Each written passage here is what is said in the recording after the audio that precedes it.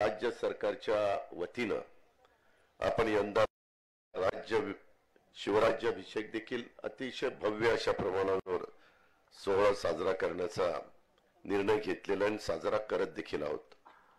शिवरायांचा विचार हा तसा पाहिला तर एकतेचा विचार, सर्वांना सोबत घेऊन चालण्याचा विचार, हा विचार येत्या पिढीला सुद्धा कळायला हवा असा निर्धार आपण सर्वांनी आज शिवजयंतीच्या निमित्तानं करायला हवा। आपल्या सह्याद्रीच्या या दऱ्याखोऱ्यातील कष्टकरी, कुणबी, 12 बलुतेदार, 18 बलुतेदार, भिल्ल, बेरड, मातंग, नवबुद्ध, गारुडी, माळी, कोळी, हिंदू, मुसलमान समस्त लोकांच्या मध्ये गुलामगिरीच्या विरोधात झुंजण्याचा विचार त्या काळामध्ये शिवरायांनी पेरला आणि 350 वर्षापूर्वी अखंड हिंदुस्थानाला नव्हे तर युरोपातील राज्य सत्तांना देखील अचंबित करणारी अशी घटना या रायगडावर घडली। शिवरायांनी स्वतःचा राज्याभिषेक त्या ठिकाणी करून घेतला। शिवनेरीला जन्म झाला परंतु रायगडावर राज्याभिषेक झाला। आज रायगडावर पण मोठा कार्यक्रम त्या ठिकाणी घेण्यात आलेला आहे। परकीय सत्ता यांच्या समोर सार्वभौम स्वराज्याची स्वामी होत रयतेला आपलं वाटावं असं रयतेचं राज्य स्वराज्य हे महाराजांनी स्थापन केलं आणि याच रयतेच्या राज्याची प्रेरणा आपण सर्वांनी आपल्या शासनासाठी घेतोय। अनेक प्रश्न आहेत, मुख्यमंत्री उपमुख्यमंत्र्यांना बोलायचं आहे जे मला जाणीव आहे। मगाशीच आपण इथं जुन्नर वन विभाग यांनी शिवाई देवराई आणि वन उद्यान लोकार्पण सोहळ्याची टिप्पणी त्याच्यामध्ये आज मुख्यमंत्र्यांच्या हस्ते सादर केली, उद्घाटन केलं। मित्रांनो, बरेच वर्ष तुम्ही सगळ्यांनी मला पालकमंत्री म्हणून कामाची संधी दिली।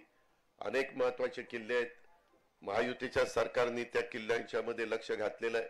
कामं आम्हालाही गतीनं व्हावी असं वाटत असतं परंतु अनेकदा वेगवेगळ्या अडचणी येत असतात आणि त्या अडचणीत विशेषतः पुरातत्व विभागाच्या संदर्भामध्ये त्यांच्या कलानी जावं लागतं। मला आठवतंय स्वर्गीय विलासराव देशमुख मुख्यमंत्री असताना स्वर्गीय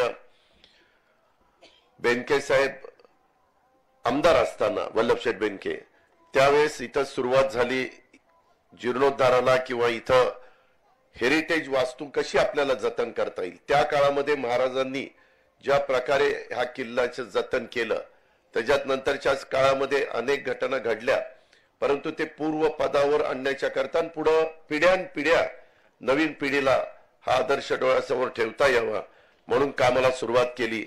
आणि आज मला सांगायला आनंद वाटतो की आजपर्यंत राज्य सरकारने त्या दिवसापासून आजपर्यंत 83 कोटी रुपयाचा खर्च त्या ठिकाणी केलेला आहे।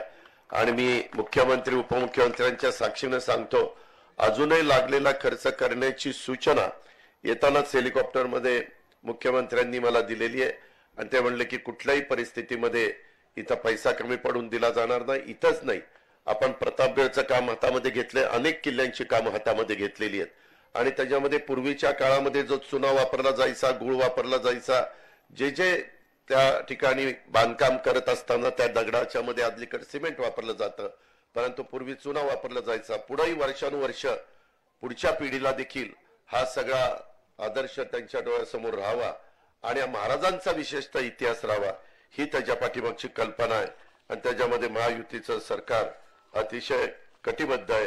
ही पण बाब मी आपल्याला सांगतो।